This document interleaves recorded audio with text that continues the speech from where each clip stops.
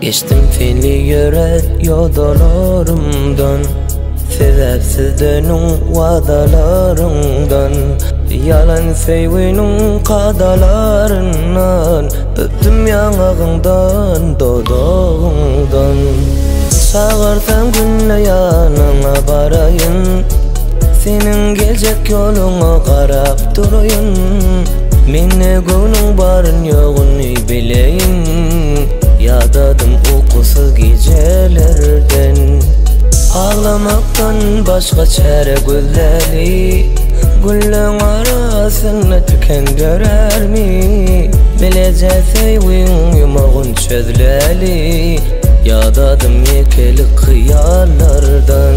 Geçtim seni yören yoldalarımdan, sebepsiz dönün vadalarımdan, yalan sevginin kadalarından, öptüm yanağından, dodağından. Geçtim seni yören yoldalarımdan, sebepsiz dönün vadalarımdan, yalan sevginin kadalarından, öptüm yanağından, dodağından.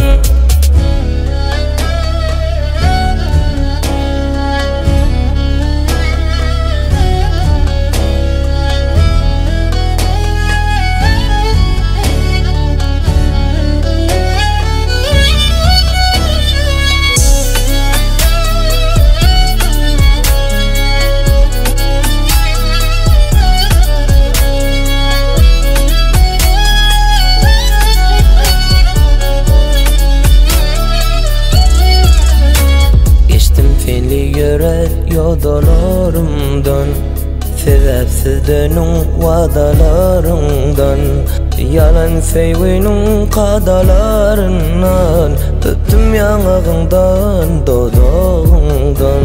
Geçtim seni yören yoldalarımdan, sebepsiz